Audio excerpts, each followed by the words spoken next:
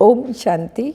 6/3/2024 के साकार अनमोल धारणा युक्त मधुर महावाक्य हैं। मीठे बच्चे, तुम्हारी अब वानप्रस्थ अवस्था है, क्योंकि तुम्हें वाणी से परे घर जाना है। इसलिए याद में रहकर पावन बनो। क्वेश्चन: ऊंची मंजिल पर पहुंचने के लिए किस बात की संभाल जरूर रखनी है? आंसर: आँखों की संभाल करो। यही बहुत धोखेबाज है। क्रिमिनल आँखें बहुत नुकसान करती हैं, इसलिए जितना हो सके अपने को आत्मा समझ बाप को याद करो। भाई भाई की दृष्टि का अभ्यास करो।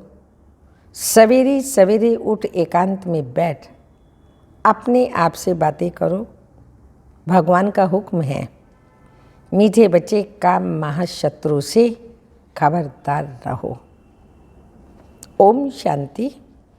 मीठे मीठे रूहानी बच्चे यह तो समझ गए हैं, क्योंकि यहाँ समझने वाले ही आ सकते हैं। यहाँ कोई मनुष्य नहीं पढ़ाते हैं, ये तो भगवान पढ़ाते हैं। भगवान की भी पहचान चाहिए। नाम कितना बड़ा है भगवान, और फिर कहते हैं नाम रूप से न्यारा। अब है भी जैसी प्रैक्टिस, है भी जैसे प्रैक्टिकल में न्यारा। इतनी छोटी बिंदी है। कहते भी हैं आत्मा स्टार है, जैसे वह सितारे छोटे तो नहीं हैं। यह आत्मा स्टार तो सच सच छोटी है। बाप भी बिंदी है। बाप तो सदा पवित्र है। उनकी महिमा भी ज्ञान का सागर, शांति का सागर, पवित्रता का सागर आदि आदि। इसमें मूंझने की तो बात ही नहीं। मुख्य बात है पावन बनने की। विकार पर ही झगड़ा होता है। पावन बनने के लिए पतित पावन को बुलाते हैं, तो जरूर पावन बनना पड़े। इसमें मूंझना नहीं है। जो कुछ पास्ट हुआ, विघ्न आदि पड़े, नई बात नहीं। अबलाओं पर अत्याचार होने हैं, और सत्संगों में ये बातें नहीं होती। कहाँ भी हंगामा नहीं होता। यहाँ हंगामा खास इस बात पर ही होता है। बाप पावन बनाने आते हैं तो कितना हंगामा होता है। बाप बैठ पढ़ाते हैं। बाप कहते हैं मैं आता भी वानप्रस्थ अवस्था में हूँ। वानप्रस्थ अवस्था का कायदा भी यहाँ से ही शुरू होता है। तो वानप्रस्थ अवस्था वाले जरूर वानप्रस्थ में ही रहेंगे। वाणी से परे जाने के लिए बाप को पूरा याद कर पवित्र बनना है। पवित्र बनने का तरीका तो एक ही है। वापिस जाना है तो पवित्र जरूर बनना है। जाना तो सबको है, 2-4 को तो नहीं जाना है। सारी पतित दुनिया को बदली होना है।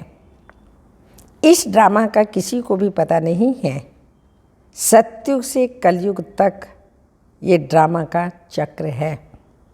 बाप कहते हैं अपने को आत्मा समझ बाप को याद करना है, और पावन भी जरूर बनना है। तभी तुम शांति धाम और सुख धाम में जा सकेंगे। गायन भी है, गति सदगति दाता एक ही है।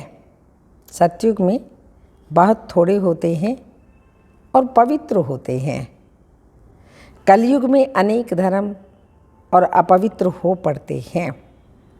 यह तो सहज बात है, और बाप पहले से ही बता देते हैं।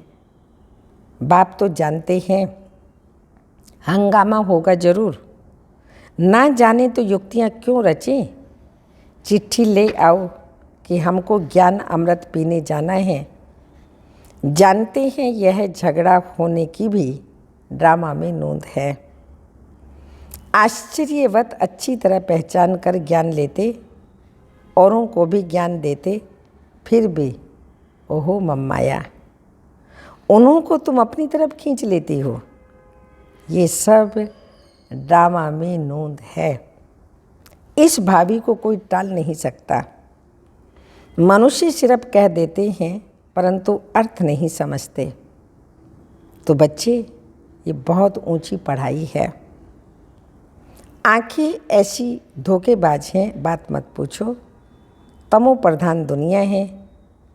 कॉलेज में भी बहुत खराब हो पड़ते हैं। विलायत की तो बात ही नहीं पूछो। सतयुग में ऐसी बातें होती नहीं। तो लोग कह देते हैं सतयुग को लाखों वर्ष हो गए हैं। बाप कहते हैं कल तुमको राज्य भाग्य दिया था, राज्य भाग्य देकर गए, सब कुछ गंवा दिया।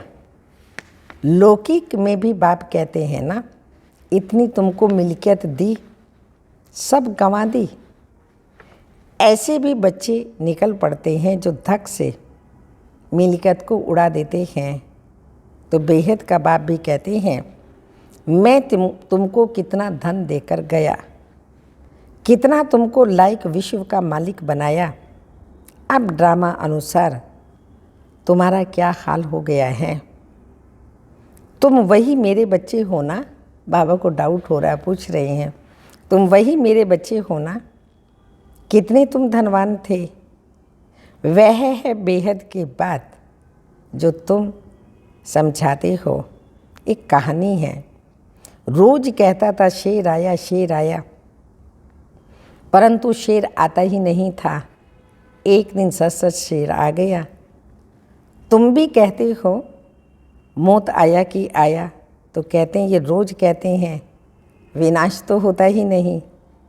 अब तुम जानते हो एक दिन विनाश होना है जरूर। उनकी फिर कहानी बना दी है। तो बेहद का बाप कहते हैं उन्हों का दोष नहीं, कल्प पहले भी हुआ था, 5000 वर्ष की बात है। बाबा ने तो बहुत बार बोला है, यह भी तुम लिखते रहो कि 5000 वर्ष पहले भी हो बहो ऐसे म्यूजियम खोला था। भारत में देवी देवता धर्म की स्थापना करने एकदम क्लियर लिखो तो आकर के समझे। बाबा आया हुआ है। बाप का वर्षा है ही स्वर्ग की बादशाही। भारत स्वर्ग था। पहले पहले नई दुनिया में नया भारत हेवन था। हेवन सो हेल। ये बहुत बड़ा बेहद का ड्रामा है। इसमें सब पाठधारी हैं। 84 जन्मों का पाठ बजाया। अब फिर हम वापस जाते हैं। पहले हम बालक थे, मालिक थे, फिर कंगाल बने। स्वर्ग के मालिक थे और फिर कंगाल बने। अब फिर बाबा की मत पर चलकर मालिक बनते हैं। तुम जानते हो हम श्री मत पर कल्प कल्प भारत को स्वर्ग बनाते हैं। पावन भी जरूर बनना है। पावन बनने के कारण अत्याचार होते हैं। बाबा बच्चों को तो बहुत समझाते हैं, फिर बाहर जाने से बेसमझ बन पड़ते हैं। आश्चर्यवत सुनंती कथंती ज्ञान देवंती ओहो मम माया। वैसे का वैसा बन जाते हैं और ही बदतर काम विकार में फंसे और गिरे। शिव बाबा इस भारत को शिवालय बनाते हैं तो बच्चों को भी पुरुषार्थ करना चाहिए। ये बेहद का बाबा बहुत मीठा बाबा है। अगर सबको पता पड़ जाए तो ढेर के ढेर आ जाएं। पढ़ाई चल ना सके, पढ़ाई में तो एकांत चाहिए। सुबह को कितनी शांति रहती है। हम अपने को आत्मा समझ बाप को याद करते हैं। याद के सिवाय विकर्म विनाश कैसे होंगे। यही फूरना लगा हुआ हो। अब पतित कंगाल बन पड़े, फिर पावन सिरताज कैसे बने। बाप तो बिल्कुल सहज बात समझाते हैं। हंगामा तो होगा, डरने की कोई बात नहीं।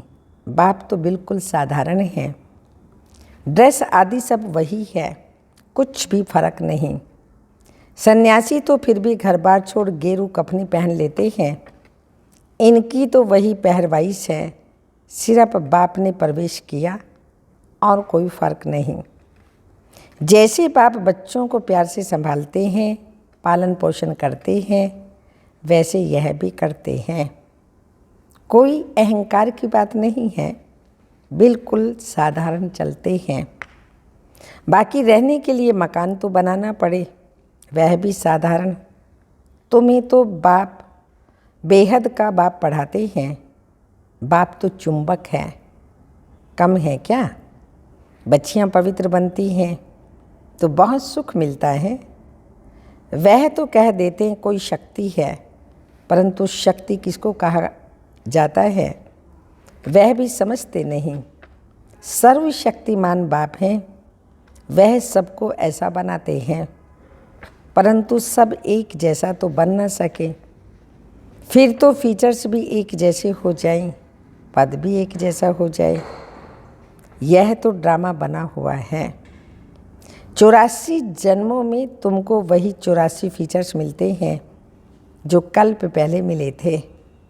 वही फीचर्स मिलते रहेंगे, इसमें फ़र्क नहीं हो सकता। कितनी समझने और धारण करने की बातें हैं।